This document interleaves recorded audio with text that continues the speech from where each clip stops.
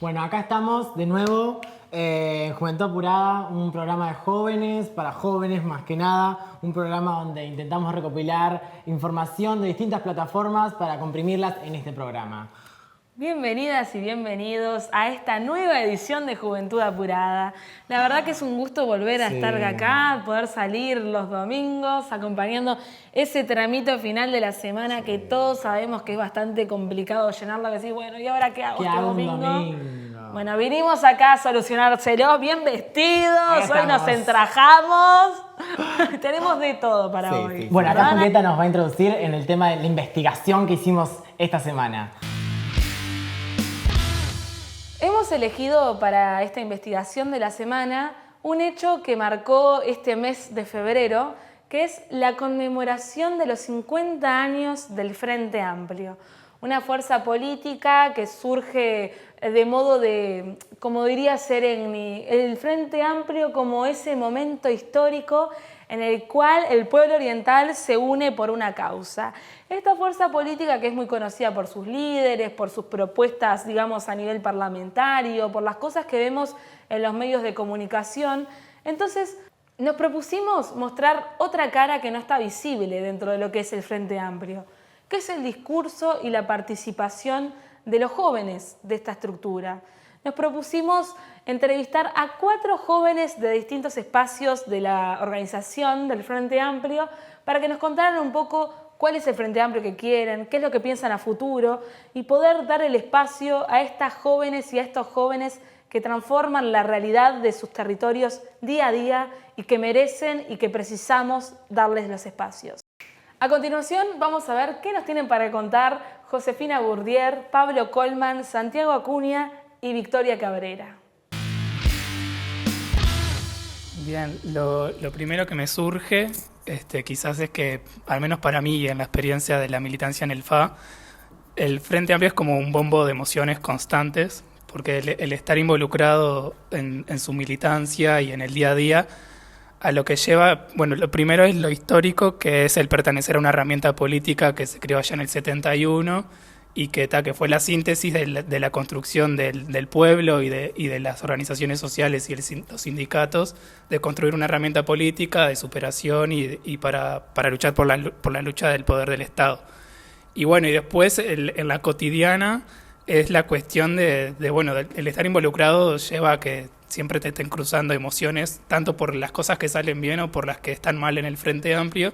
Entonces siempre es como un ida y vuelta que te atraviesa, que uno está involucrado y en tanto uno quiere lo mejor para el Frente Amplio desde su perspectiva, pues hay múltiples perspectivas. Bueno, en esa disputa, en esa militancia, en ese intercambio con las demás y los demás, jugar mucho las emociones y bueno, creo que un poco es eso, por llevarlo por algún lado. Los objetivos hoy, tales y como fueron hace 50 años, son claros: transformar la realidad social en orden de construir una sociedad más justa y más equitativa. Es por esta razón que cada día estamos más convencidos de que hay que trabajar sobre el territorio, moviéndonos y renovando directamente el espacio social.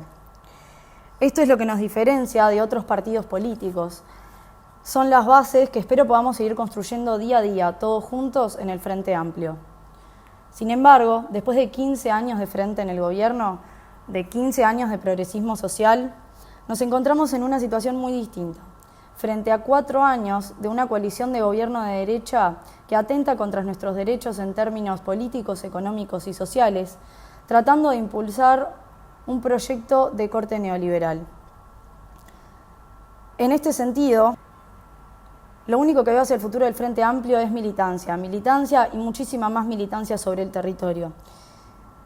Porque como joven comunista, es justamente la militancia sobre el territorio la que siento que nos va a permitir no solo llegarle e informar a nuestro pueblo, sino también luchar contra las desigualdades que la derecha intentará acrecentar. El Frente Amplio es y debe ser la herramienta fundamental que sirva para defender los derechos de los estudiantes, de los trabajadores y de nuestro pueblo en general. Debemos fomentar la unidad, el respeto mutuo y la solidaridad, porque es esta la única forma de caminar juntos hacia la democracia avanzada. Bueno, en estos 50 años de historia y de futuro, reivindicamos la militancia por el Frente Amplio, por una fuerza política más participativa, una fuerza política que esté más cerca de los movimientos sociales, una fuerza política que esté más cerca del barrio, de los territorios y de sus preocupaciones, y siempre al lado de los oprimidos y las oprimidas, porque esa fue la razón de ser, esa es nuestra idea original, nuestras raíces artiguistas que nos llevan hacia un futuro donde todos seamos donde tengamos una sociedad más justa, donde todos seamos un poco más iguales, y me imagino al Frente Amplio como el conductor colectivamente desde ese proceso, siempre desde abajo y nunca desde una política desde arriba. Que es la propuesta más difícil a cumplir, porque a veces nos sentamos y nos preguntamos cómo hacemos, y se destaca un montón, o nos llenó de esperanza cuando fue el tema del balotaje, que de repente llenamos la casa central de gente joven y fue tipo, ¿dónde estaban? ¿Cómo aparecieron? Y fue también ese miedo de perder y el cambio que se venía, ¿no? Y que está sucediendo. Y llegaron y eran un montón y empezaron a laburar y se comprometieron a ser delegados y estaban ahí. Fue como re lindo, y también fue re lindo porque en mi adolescencia yo hacía el bachiller artístico y no conocía mucha gente del FA, porque se da tipo, bueno, tu familia es, y vos sabés más o menos quiénes son, pero está. Y resulta que eran un montón, y de repente te venían y te decían, no, toda mi familia es de derecha, porque se da eso en el norte, toda mi familia es de derecha, y yo me puse a pensar e investigar y me di cuenta de todos los beneficios, todos los derechos que obtuve estos años, y yo me di cuenta que yo soy de izquierda. Y eso te llena de alegría el corazón, porque obvio que el camino más fácil es, bueno, tu familia es de izquierda y te enseñó que un montón de cosas y vos lo aprendiste, pero si vos lo obtenés por tu estudio, porque vos te diste cuenta, es divino. Y bueno, eso es lo que intentamos hacer, que los gurises se den cuenta. Capaz que yo no te digo que seas de izquierda, pero yo te digo, mira, pasaron estas cosas, hoy por hoy pasan otras, y quiero que vos pienses. Acá tenés una barra de gurises que te va a escuchar y vamos a estar re a favor de todo derecho y de todo camino a mejorar que podamos hacer. Creo que va por ahí. Y bueno, siempre es como difícil cómo traer más gurises, porque también está ese pensamiento que decís vos de no me interesa la política, todo es política. Entonces, por ahí, entrarles por ahí a los gurises. Allá no está muy instaurado el tema de la movida militancia estudiantil, no está. Los gremios allá son muy pocos. Entonces intentamos llevar talleres y cosas así para que los gurises se planteen. Hoy la fuerza que tiene, por ejemplo, el feminismo hace que las gurisas se den cuenta que, bueno, que estamos en el feminismo, no sé qué, y luego nos ven a nosotros como grupo que estamos en todas las marchas, en cosas así, y se puede asociar o se puede tratar un vínculo que después tenemos charlas de, bueno, el feminismo de derecha existe, cuestionamos otras cosas. Bueno, y acá tenemos una columna que yo estoy fascinada con esta columna. Es una columna que estuvimos haciendo en redes sociales, que cada vez estamos, ¿no? Como afilando un poquito más esa interacción con el público. Y bueno, nada, acá es una de las películas, series que a nuestro público les interesó que hablásemos en nuestro programa. Les comento. Peaky Blinders, basada en la historia real de un drama familiar. El líder de la familia se llama Shelby, es una banda de gangsters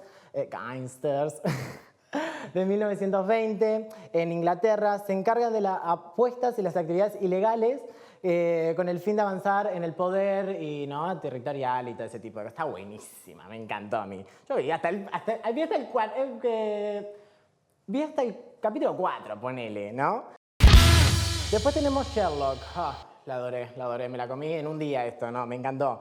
Es una versión contemporánea del ya conocido Sherlock Holmes, un detective con grandes capacidades para resolver casos casi imposibles con su compañero el Dr. Jones. Los amé. Sex Education, esta la vi de arriba para abajo. No, la amé. Con mis compañeros, no sabes cómo estábamos. Es una serie de Netflix recomendada para jóvenes donde encontramos temas como el feminismo, la idealización del sexo, la diversidad, la intimidad y la importancia de la amistad y la familia en los diferentes procesos de la adolescencia. Bueno, acá tenemos otra que es Brooklyn 99.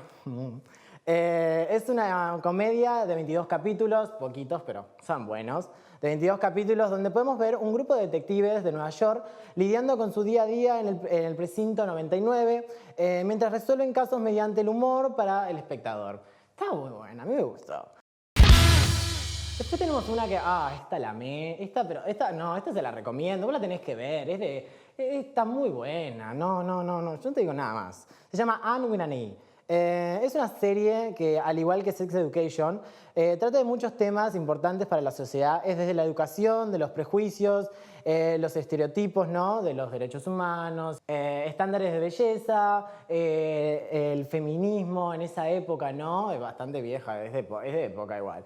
Pero bueno, nada, está bastante buena. Se trata sobre una niña que es huérfana, que bueno, fue a la casa de sus padres adoptivos, que en realidad esperaban a un niño para que los ayudase en la granja. Y bueno, ella poco a poco nos va mostrando en los capítulos cómo se va ganando el lugar en la casa y en los corazones de estos dos hermanos bastante grandes, pero que le terminan agarrando cariño.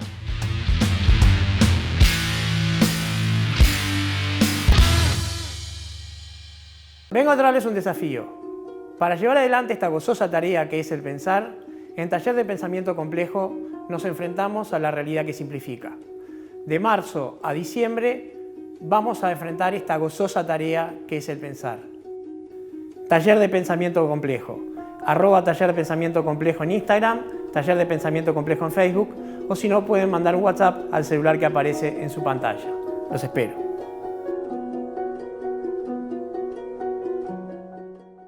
Bienvenidos a la Biblioteca de Diomedes. Bienvenidos a la memoria de la humanidad. Bienvenidos a libros, autores, sueños, luchas. Muy pronto, en Esdrújula TV, nos vamos a encontrar. Y por favor, no se olviden, cultos para ser libres.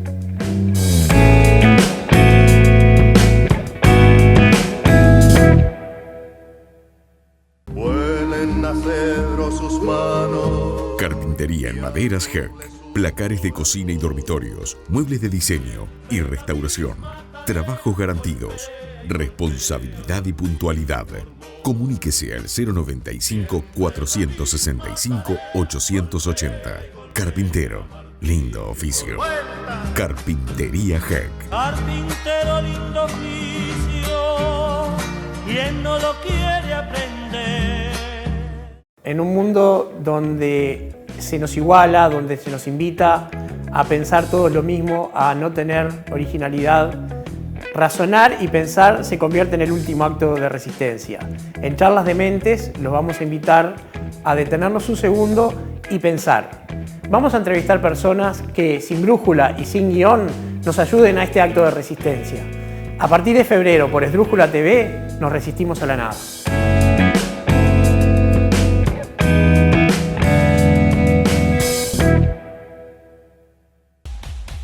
El futuro no se espera, el futuro se construye y está llegando. Estamos haciendo el futuro de la televisión. Estamos construyendo un canal diferente, un canal que es tu voz. Esdrújula TV, el futuro de la televisión. Míranos a partir del 2 de febrero por esdrújulatv.com. Primeros en streaming.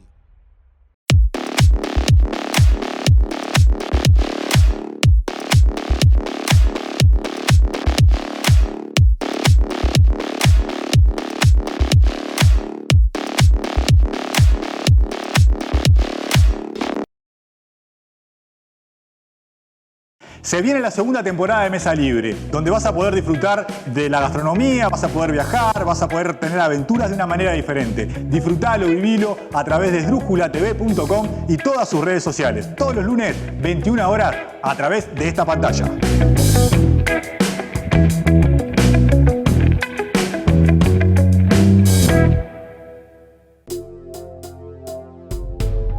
Existir Sociedad Anónima es el único importador oficial de repuestos Jack. Trabaja tranquilo con repuestos originales y visítanos en nuestra nueva planta de la Ruta 1, kilómetro 28500.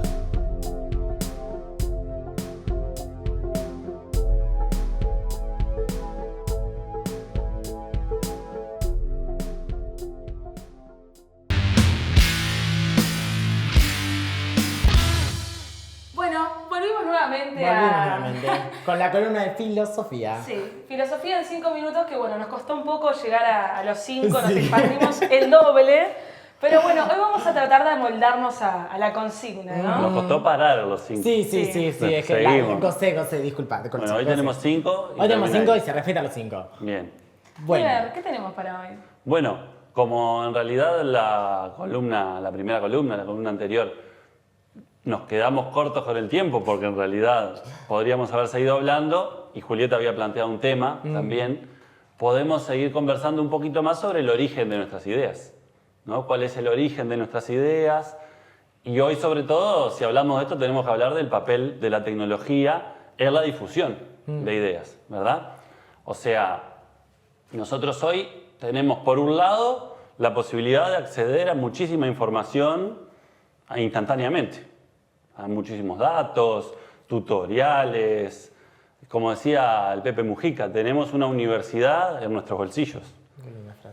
Por un lado es muy interesante, plantea muchos desafíos a nivel educativo que se han ido acoplando a la realidad educativa de Uruguay y hay que seguir reflexionando. La inclusión del Plan Ceibal en la educación pública en Uruguay es una muestra clara de ese fenómeno y de el jugo que se le puede sacar a la tecnología a la hora de la educación, a la hora del conocimiento, de la difusión de ideas. Pero como contracara de ese proceso, la cámara, que puede ser democrático, en cierto sentido también tenemos una cuestión de, bueno, cómo se procesa, cómo se maneja la información, las empresas que hay detrás del procesamiento y el manejo de la información. Entonces, ahí tenemos una cuestión para reflexionar. Por ejemplo, nosotros podemos plantearnos el problema de si la información a la que accedemos está siendo manipulada, está siendo direccionada. Se habla del grupo GAFA, ¿no? Google, Amazon, Facebook, Apple, que están detrás de la información a la que accedemos y que en cierto sentido se ha ido demostrando que direccionan la información que nos aparece, los datos que nos aparecen cuando entramos a Google. Pero por otro lado, también tenemos la recolección de nuestra información personal. Es decir, nosotros tenemos empresas que van almacenando la información del horario en que nos conectamos, a qué plataforma nos conectamos, a quién le mandamos un mensaje, a qué le ponemos me gusta o qué compartimos. Y en base a eso van direccionando también la información que nos va apareciendo, nos van sugestionando. Y esto por un lado tiene el aspecto de que hay cierto control sobre nosotros, pero por otro lado, aparte del control que hay sobre nosotros, también nos convertimos en una especie de producto para estas empresas, ¿no? Suena muy fuerte si lo decís así, pero sí. Hay un proceso en el capitalismo en el que los ciudadanos se van convirtiendo en consumidores, dejamos de ser ciudadanos con derechos políticos y civiles y pasamos a ser netamente consumidores de un mercado. Lo que interesa es nuestro rol en el mercado, nuestra capacidad de consumir, pero a su vez con estas empresas que nos van recolectando nuestros datos, nuestra información, nosotros pasamos a ser no solo consumidores, sino también producto. O sea, lo que interesa es cómo nos manejan estas empresas, ¿no? Entonces ahí tenemos algo para reflexionar. ¿Y cuál cabería la reflexión? Bueno, hay una discusión. ¿Cuál es el papel del Estado? ¿Cuál es el papel de los gobiernos en esta situación? ¿No? ¿Debería el Estado, deberían los gobiernos, por un lado, regular las empresas de comunicación? ¿O debería dejarse al libre juego del mercado? Bueno, ahí hay una discusión, porque uno dice, bueno, pero si el Estado se mete, en definitiva, está direccionando, está controlando, está censurando. No es democrático que el Estado intervenga. Ahora, ¿es democrático dejar todo al libre juego de Google, de Apple, de Amazon? Sí, las grandes empresas que vendrían siendo un poco estado de lo que es la tecnología hoy en día, ¿no? O algo así como paraestatal. Sí, sí. Tiene vínculos con el Estado, pero sobre todo tratan de que no haya regulación. Pero eso es libertad, que las empresas manejen la información, es libertad. Y además, hablando ahora del rol del Estado y un poco la democracia, que se pone en juego en este sentido, también hay estudios que demuestran la manipulación de estos datos a la hora de justamente modificar nuestro pensamiento y nuestro sentir, ¿no? De repente tienen como grandes focos de estudios de determinadas personalidades o de determinadas angustias con situaciones vividas, ¿no? Que se aprovechan esa información para poder manipular y poder formar, yo qué sé, posibles votantes a determinadas ideas, a determinados roles políticos, ¿no? Como es bastante conocido que sucedió esto con el caso de Trump, ¿no? O sea, todas las empresas, las corporaciones que hay detrás de eso y que hoy en día es lo que realmente está pesando, ¿no? en estos monopolios. Claro, nos ofrecen mercancías en primera instancia, nos ofrecen candidatos y nos ofrecen ideas. Es decir, todo esto que nosotros hablábamos de lo que pensamos que decidimos tener en la cabeza, ¿no? Las ideas que decidimos tener, lo espontáneo. No, uno es espontáneo, dice lo que quiere. Bueno, ¿cuánto es así realmente? Porque en definitiva lo que vos decís, lo que vos pensás, tiene que ver también con la información que vos recibís. ¿Seríamos como títeres? Y bueno, y ahí viene una cuestión filosófica muy importante, ¿no? Porque si bien es importante reconocer esta situación, cómo se maneja la información, tanto las posibilidades que nos brinda como también los peligros que tiene el uso de la tecnología para difundir ideas, también es peligroso caer en una actitud en que somos títeres, me parece. Es una cuestión que hay que reflexionar, ¿no? Porque en definitiva negamos el papel de la persona, negamos el papel de la conciencia crítica que se puede llegar a desarrollar.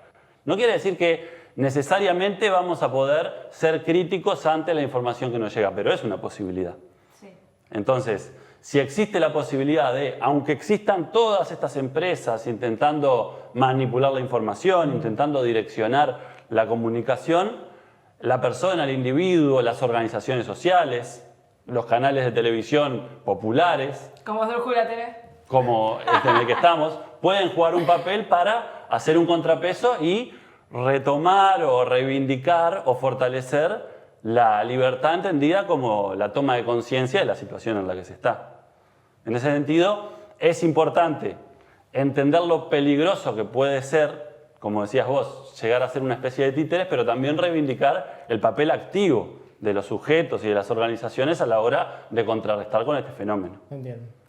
Bueno, yo estaría horas igual hablando de esto. Sí, yo también. Pero es interesante. Vamos a ir cerrando por acá, realmente muy interesante. Esta vez, Liber, me voy a comportar y no te voy a marcar el tema para el próximo programa. Queda elección de nuestro experto. Sí. Así que un placer tener. Muchas gracias por Hablaremos con el experto y después veremos el tema entonces. No, muchas gracias a ustedes y hasta la próxima. Gracias.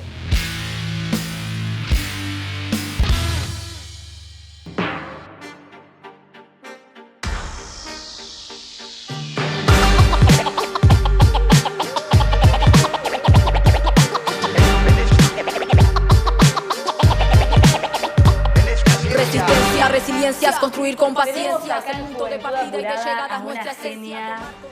Acá tenemos a Vicky Style, pero mirá qué nombre. Bienvenida, Vicky. Muchas gracias. Es un placer estar acá compartiendo un poquito de lo que soy y de lo que hago, que bueno, cultura. Me encanta. Bueno, contanos un poco, ¿qué estilo de música, ¿no? haces? ¿Cuál fue, no? ¿De dónde, cómo naciste? Contanos un poco más de eso. Bueno, yo soy miembro activo de la cultura hip hop local ya hace varios años, hace ya más de 17. La cultura hip hop está compuesta por varios elementos artísticos. Uno de ellos es el rap, que fue mi puerta de ingreso a todo ese mundo cultural. Pero también está el breaking, que es la danza, también está el graffiti, bueno, que es el arte con los aerosoles. Sí, también. Y también está, bueno, el DJ, DJing, que es, bueno, las bandejas de vinilo, todo eso. Esos 4 elementos artísticos conforman el movimiento cultural hip hop. Más lo que se conoce como un quinto elemento, que es toda la parte como social y política de lo que vos querés transmitir con esos elementos artísticos y proyectarlo como, bueno, en tu contexto y buscar cambios positivos. Tengo entendido que tú sos militante activa en un colectivo feminista, ¿puede ser? Sí. En realidad, cada vez son más esos colectivos feministas. Pero el primero de ellos es mi colectivo afrofeminista que se llama Samo Cocoa, que es un colectivo de rap que venimos ahí agitando desde el 2014. Y cuando digo agitando, lo digo, bueno, que es a través de las letras, a través del mensaje y a través, bueno, de esto, ¿no? Del accionar por diferentes lugares, acompañando diferentes causas que consideramos justas, que nos identifican con nuestro discurso en clave de rap. Y bueno, más adelante en el 2019 surgió Zona, que es un colectivo de feminismos y disidencias de la escena del rap local.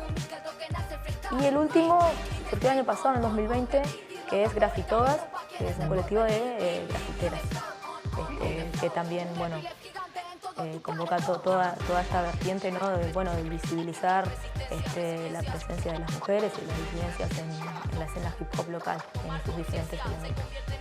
Está buenísimo porque yo siento que el rap uruguayo, ¿no? Ha como dado un cambio estructural en ese sentido, ¿no? Desde, bueno, las competencias, ¿no? De que antes uno iba a una competencia de freestyle y había como mucho contenido de repente machirulo, por así decirlo, o no se veían muchas pibas participando. Y ahora uno ve que cada vez hay más mujeres participando, más activas y con un discurso, ¿no? Que con el contenido, no tan solo la visualización, sino que con un contenido feminista que me parece muy interesante.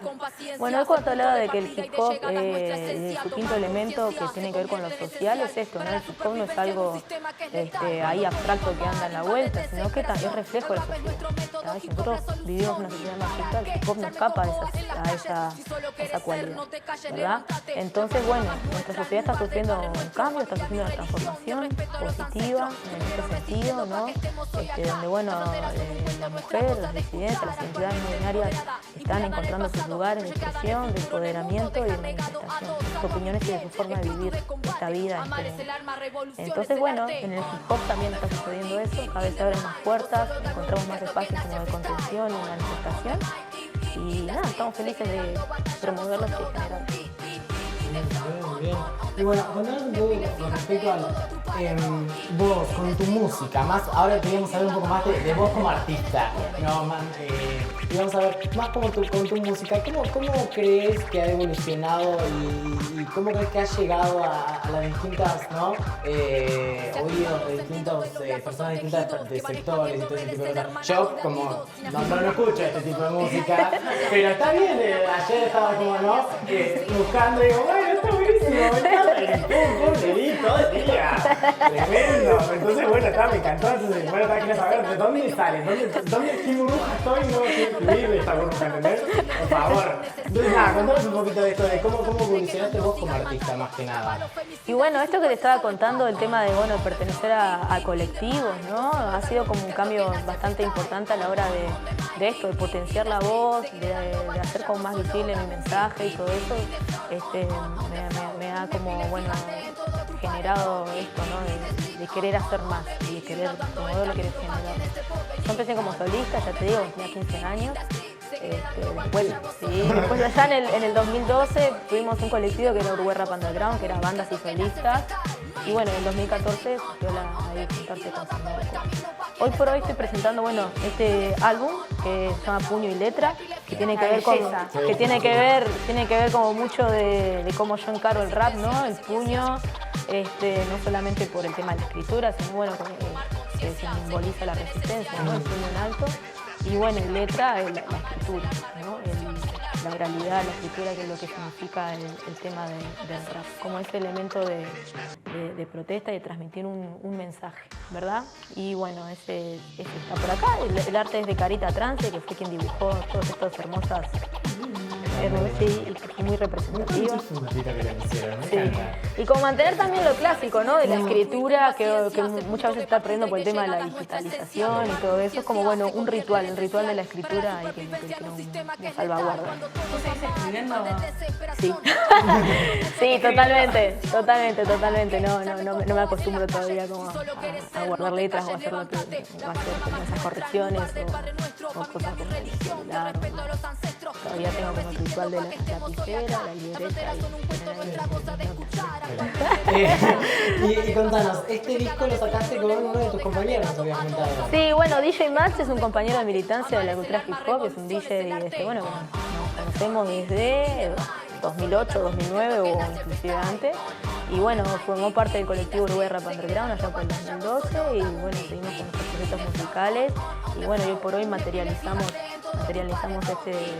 este disco juntos. En realidad es un EP, son 5 temitas, así que bueno, nos invito a escucharlo, Puño y Letra, Vicky Style y DJ Max, producido por Seba Peralta, que también es un productor bastante reconocido en la escena local. Y bueno, lo que hablabas hoy, el tema de la música, ¿no? Como catapultar un poco, no solamente en contenido, sino también como en calidad, bueno, para llegar a los públicos, para que se expanda cada vez más, no solamente lo musical, sino también el mensaje que se quiere transmitir a través de la música. Bueno, Vicky, para ir terminando, ¿dónde podemos conseguir este gran disco bello que estamos viendo por acá?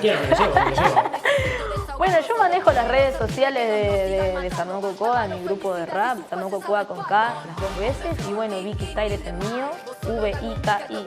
Inclusive un tema es V-I-K-I, deletréalo, el más del palo. Está las 2 veces con I latina y con K, Vicky Style. Bueno, ahí lo pueden encontrar, también en Spotify, en YouTube. Y bueno, si quieren el físico, hay un mensajito Y una pregunta, lo hago llegar. Y una pregunta antes de cerrar un poquito con esto. ¿Cómo fue, esto de la pandemia, ¿no? El tema del COVID, los contagios y viste que las grandes, aglomeraciones. ¿Cómo fue esto de que he visto en YouTube y cuando te estuve investigando, de que hay esas batallas de rap, ¿no? Y ese tipo de intercambios, ¿no? De palabras. ¿Cómo fue, vos como artista y en ese emprendimiento, ¿cómo luchaste contra eso el año pasado? Bueno, sí. ¡Nervioso!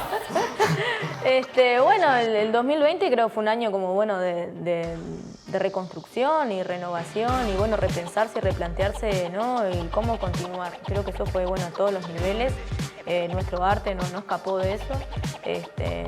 Por suerte, nada, como te digo, estoy como bien respaldada con mis colectivos y ahí nos fuimos como, bueno, apañando y fortaleciendo y, bueno, compartiendo ideas y tratando de promoverlas.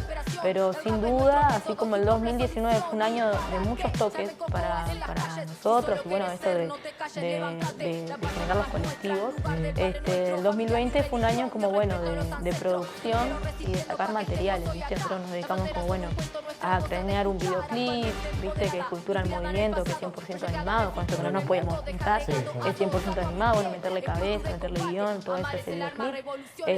También, bueno, de sentarse y bajar las ideas en proyectos. Presentamos un FONAM, salimos favorecidas, hoy por hoy con Sarnón Cocoa estamos grabando nuestro segundo álbum. Muchas gracias. Y bueno, a través del FONAM ganamos como las horas de grabación de estudio. Estamos grabando en el Clap Studio con Seba Peralta también.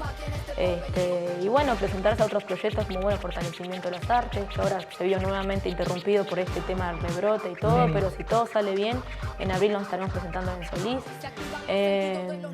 Y bueno, nada, esto, ¿no? Como momento de sentarse, reflexionar y proyectarse, ¿no? Proyectar, bueno, qué es lo que queremos hacer con nuestros colectivos, qué es lo que queremos hacer con nuestra música, bueno, escribir esas ideas, porque a veces las ideas andan ahí polulando y si no las escribís, después se van. Entonces, bueno, y después tratar como de materializar esas cosas, ¿no? Estoy haciendo un curso de gestión cultural también. Colegas, yo soy técnica de gestión cultural. Qué bueno. Yo por suerte tuve la... tuve suerte de poder postularme a una beca por el Departamento de Afrodescendencia de la Intendencia y bueno, salí beneficiaria, así que también le estoy metiendo cabeza a eso, vía Zoom.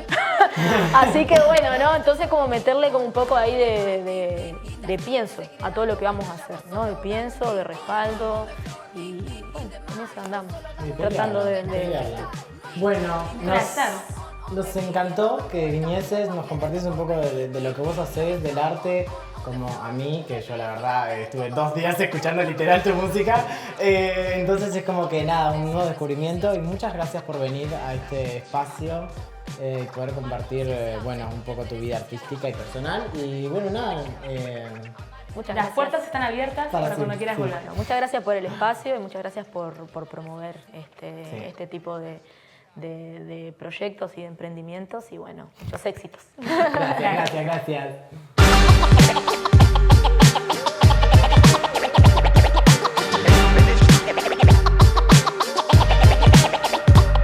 Resistencia, resiliencia, construir con paciencia, el punto de partida y de llegada es nuestra esencia. Tomar conciencia se convierte en esencial para la supervivencia en un sistema que es... Vengo a traerles un desafío. Para llevar adelante esta gozosa tarea que es el pensar, en Taller de Pensamiento Complejo nos enfrentamos a la realidad que simplifica. De marzo a diciembre vamos a enfrentar esta gozosa tarea que es el pensar. Taller de Pensamiento Complejo. @Taller de Pensamiento Complejo en Instagram, Taller de Pensamiento Complejo en Facebook, o si no pueden mandar un WhatsApp al celular que aparece en su pantalla. Los espero.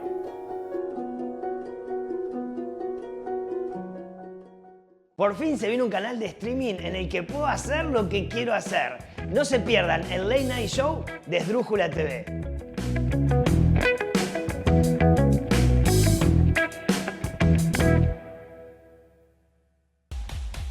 El futuro no se espera, el futuro se construye y está llegando. Estamos haciendo el futuro de la televisión. Estamos construyendo un canal diferente, un canal que es tu. Esdrújula TV, el futuro de la televisión. Míranos a partir del 2 de febrero por esdrújulatv.com. Primeros en streaming.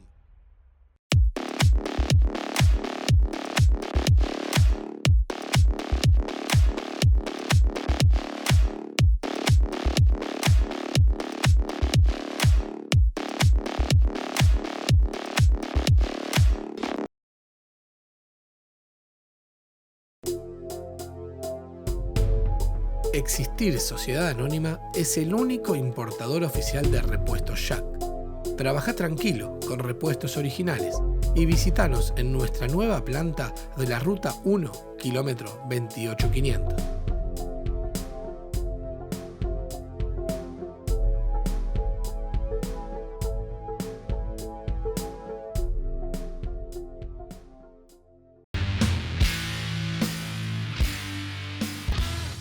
Bueno, y ahora en el último bloque vamos a empezar con el tema central de este programa. Hemos decidido a jugar un poco con algunos temas que ya fuimos tocando en los bloques anteriores, Sí. ¿no? En la columna de Liber hablábamos del conflicto de las ideas y de algunas cuestiones con las redes sociales, el internet. ¿Qué hay detrás de la divulgación de ideas? La tecnología, ¿no? Como... La tecnología, las redes sociales, los medios de comunicación, esto mismo que estamos haciendo. Sí. Así que quisimos hablar un poco y preguntarnos un poco qué estamos haciendo en este momento, que intentamos que sea un poco periodismo. Así que con nosotros tenemos un invitado de lujo, como lo es Gabriel de la Coste. Bienvenido. Muchas gracias.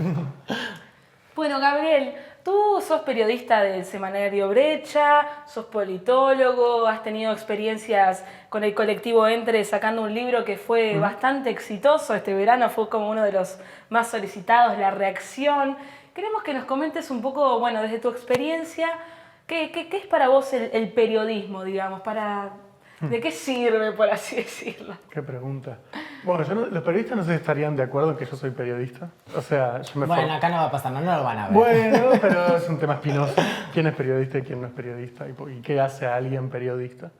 Y hay gente con opiniones muy fuertes sobre eso. Yo me formé en ciencia política.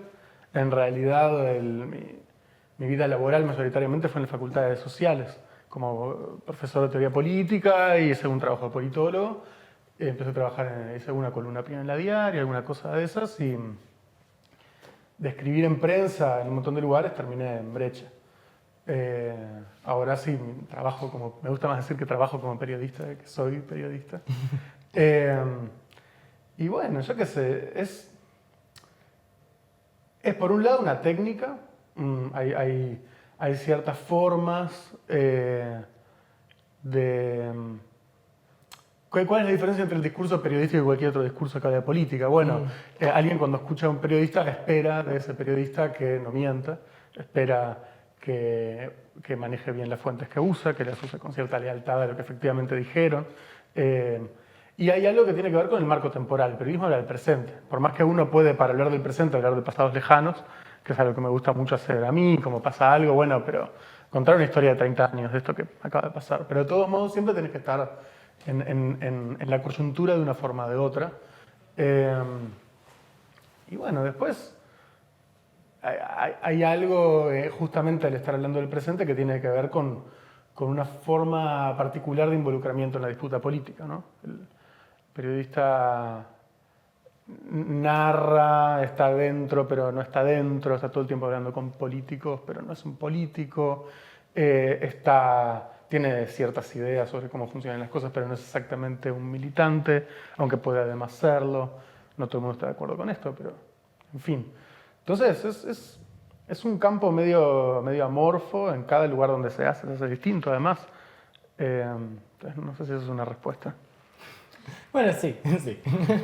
También pensando un poco en este momento del presente, ¿no? Digamos, uno puede ver la televisión, por ejemplo, uruguaya o del mundo, si se quiere, y el tiempo destinado al entretenimiento o digamos, puede ser como a lo banal, por así decirlo, como de una necesidad de evitar el conflicto, ¿no? En las personas que ya están con todo el tema de la crisis, la pandemia, ¿no? Esta cuestión de la incertidumbre. ¿Cómo pensar en el periodismo como agente de conflicto, ¿no? De despertar de repente alguna reflexión, ¿no? En ese sentido? El conflicto no lo inventan ni los periodistas ni los políticos. Las sociedades son conflictivas, siempre. Hay personas que tenemos el trabajo de ver qué decir sobre ese conflicto, ¿no? Creo que bueno, siempre los discursos conservadores van a tender a pensar en la sociedad como una especie de máquina perfecta donde cada uno hace lo que tiene que hacer y es lo que tiene que hacer también y nadie puede salirse mucho de eso y el conflicto es visto como una infiltración extranjera de fuerzas siniestras, pagadas por Soros o por agitadores peligrosos o directamente por locos o gente rara. Pero bueno, la realidad es que cada vez que hay un abuso, que hay una pérdida de derechos o que hay violencia, hay conflicto. Que no se lo llame así es otra cosa, pero bueno, el tema es qué fuerzas se organizan en torno a eso y creo que ahí el rol de los que narramos esas cosas es como vos, más que despertar la conciencia, porque bueno, cada uno tiene conciencia, ¿no?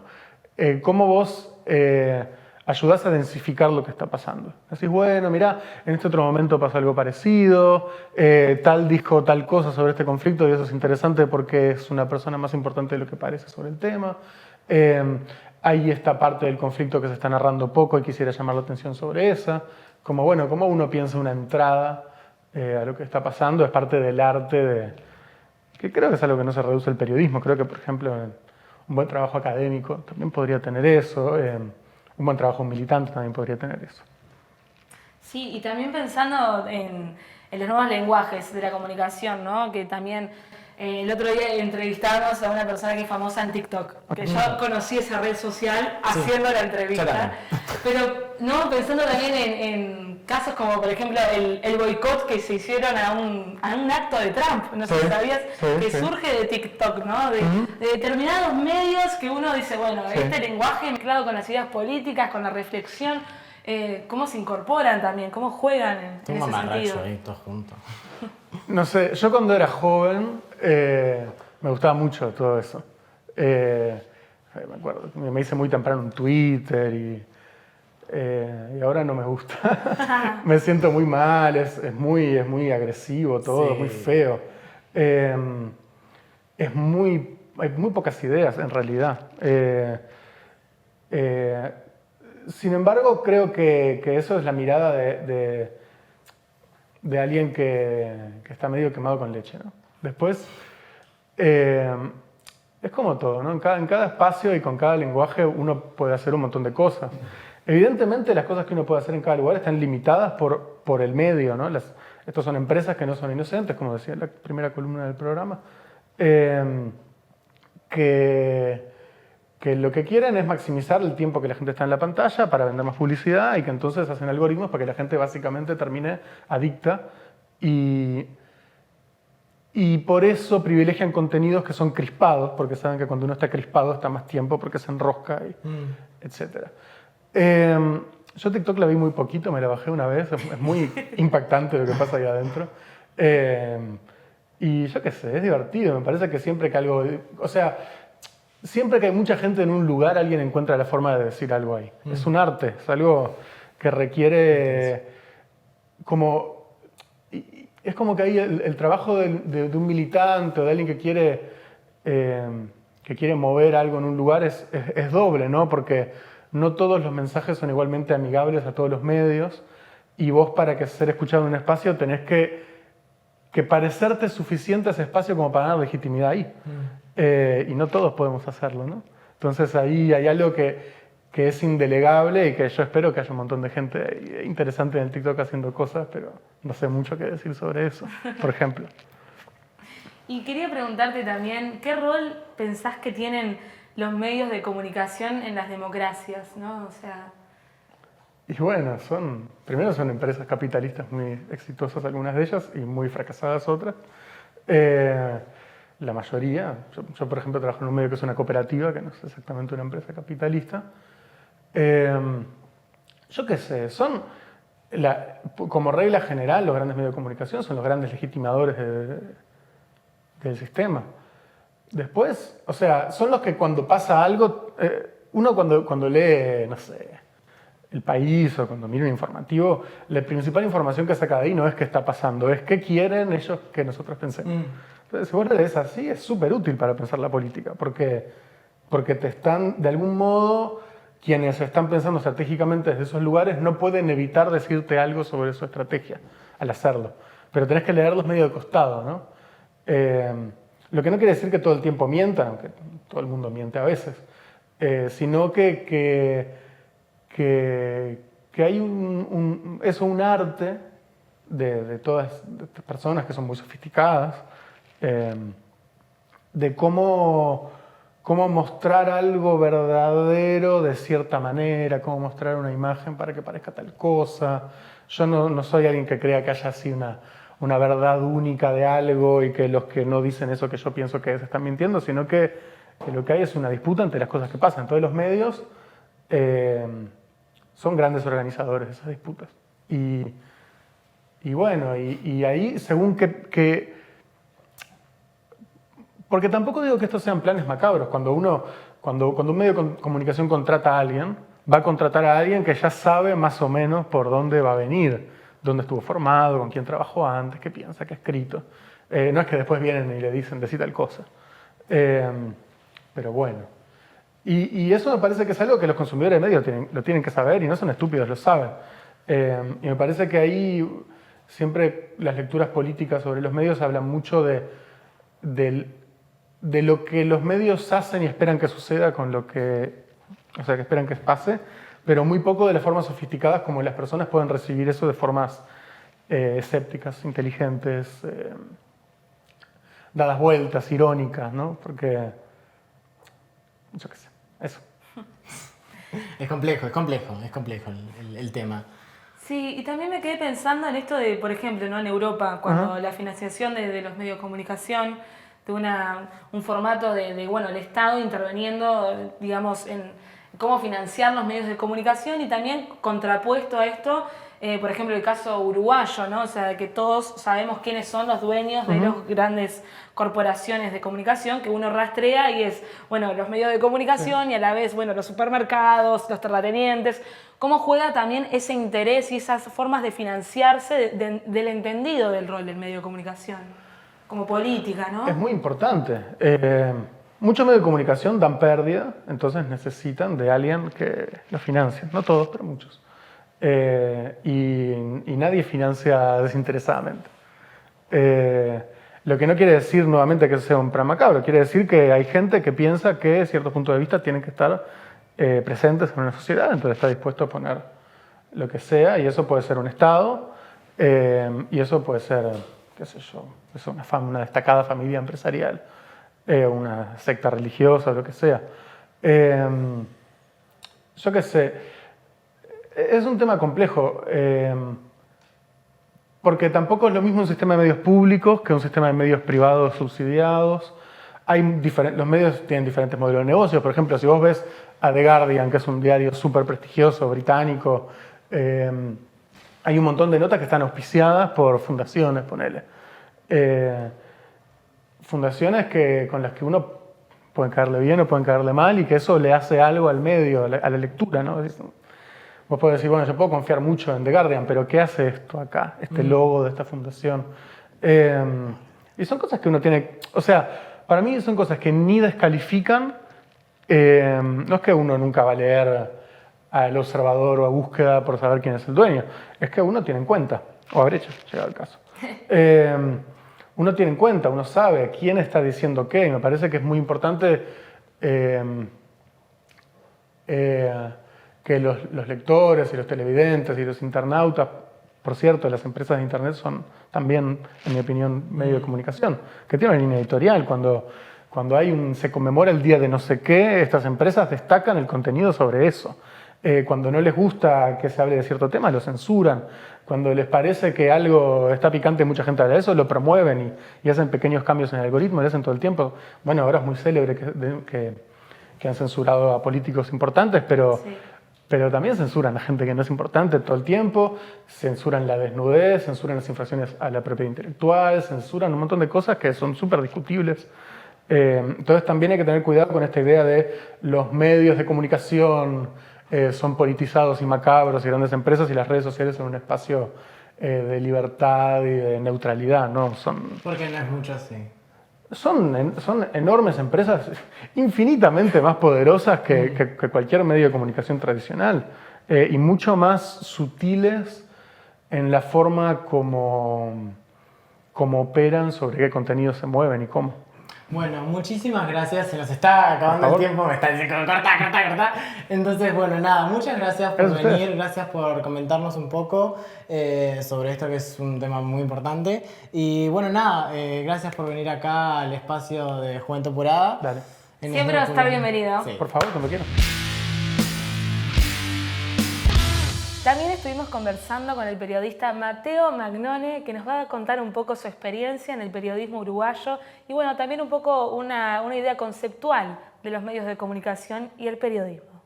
Primero que nada, a mí me cuesta mucho considerarme periodista. Esa es una postura ya de vida que no tiene que ver con una pose, como, ay, no soy periodista porque, no sé, le tengo miedo al término o al territorio, no sé, sino porque... y en realidad es discutible también, bueno, yo no tengo formación terciaria, por ejemplo, mi experiencia es de mucha más práctica que teoría, cosa que tiene sus pros y sus contras, ¿no? Porque a veces, bueno, hay como una cosa instalada, de decir, bueno, hay que formarse de determinada manera para poder aplicar las teorías. Creo que obviamente... hay áreas donde eso seguramente tenga que ser así, no sé, obviamente si vos querés ser médico, bueno, deberías estudiar medicina, ¿no? Estaría bastante bien. O arquitecta, no sé, como territorios que implican una cuestión como mucho más determinante y menos inventiva, si se quiere, ¿no? Ahora, creo que la comunicación tiene otras posibilidades y es una cosa de mundo diverso, que eso, podés encontrar como muchos territorios para poder aplicar los conocimientos en comunicación. Entonces, primero que nada, mi formación es mucho más en cuanto a lo práctico, si bien después obviamente en el camino vas tomando como encuentros permanentes con la cuestión formativa, pero me cuesta mucho decir que soy periodista. Yo siempre me gusta pensar en una vez que le hice una entrevista a Antonio Davesíes, no sé si lo conocen, Antonio. Antonio Davesíes. Antonio, lo último que hizo, y en realidad era como la excusa de la nota, dirigía el espacio Wambi. Ah, mira. En aquel boliche que mucho concierto en vivo, que estaba en la Ciudad Vieja, cerró por líos con la intendencia, no sé. Pero él tuvo un recorrido mucho antes que fue gestor cultural, productor de espectáculos, fue el director de la revista El Dedo, fue el director de la revista Guambia, fue un tipo que, no sé, trajo la primera computadora al Uruguay, como... El loco fue muchas cosas, entonces yo una vez le hice una nota y le pregunté, dentro de ese mundo de territorios donde vos ejerciste de alguna forma áreas, ¿cómo te presentás, digamos? Y te preguntan, bueno, ¿qué sos, Antonio? Esa pregunta como, bueno, ¿qué querés ser cuando seas grande? Bueno, ¿qué sos en este momento de tu vida? Y él decía que él en realidad se consideraba como creativo. Pero no por el sentido más asociado como al diseño, ¿no? Está como esa cosa de, bueno, el creativo, no sé, para el diseño gráfico, por ejemplo. No una cuestión en ese sentido de la aplicabilidad, sino más en decir, bueno, si tengo dos cosas, ¿cómo hago para que estas dos cosas tengan que ver entre sí y generar una síntesis, como una tercera, ¿no?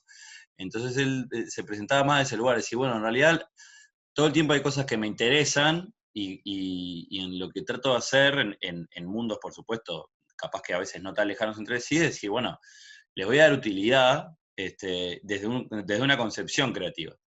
Y en realidad, yo, obviamente sin acercarme a todo el territorio y el bagaje de Antonio de Sies, hay un sentido donde entiendo ese concepto y me siento bastante cercano, porque yo hago un poco de música, hago un poco de comunicación, hago un poco de gestión cultural, soy un poco investigador, y todo eso como que lo meto dentro de una olla, revuelvo y a veces saco cosas que genero. Y dentro del marco de la comunicación como más directa, más acercada al periodismo, en realidad como el espacio que considero ocupar o tratar de generar, primero es de habilitador. Creo que el periodismo, y tiene que ver con esto que decías vos hace un rato, como a mí a veces me ofusca mucho, no sé, escuchar entrevistas donde habla más el entrevistador que el entrevistado, entonces queda como una cosa de que, bueno, creo que para quien hace la entrevista hay como una demasía en la preparación a generar y termina siendo más importante lo que él dice a lo que se escucha o pregunta. Y entonces a mí me gusta mucho habilitar, y creo que el periodismo le falta habilitar un poco. Y creo que dentro de la juventud hay una posibilidad interesante para poder hacerlo, porque de repente hay menos presión para eso. Me gusta como generar eso, por eso, no sé, vos decías lo del germinador, capaz que a veces en demasía, yo a veces me lo cuestionaba, como capaz que debería yo participar más a veces, pero creo que intentaba por lo menos decir, bueno, que haya un desarrollo informativo, sentimental, lo que fuera, emocional, de quien estoy entrevistando, y yo participo casi como un factor externo, desde una concepción periodística, por supuesto, pero muchas veces de tratar de acercar el periodismo a una cosa mucho más humana. Entonces creo que si el periodismo no tiene como esa cuestión de humanidad presente, sensible, sin pasarse para el otro lado, pierde como fortaleza. También digo esto diciendo que en realidad hay un periodismo que es mucho más duro, rígido, que va al choque todo el tiempo, que lo respeto, pero que a mí en realidad no es un terreno que me interese en demasía el ejercicio, por eso tampoco pretendo como formarme para ese lado, sí mucho más de habilitador, e intentando aparte de generar como lugar de espacio a decir de quienes no tienen muchas veces los espacios para poder usar la palabra, ¿no? Que creo que también ahí hay una cosa como a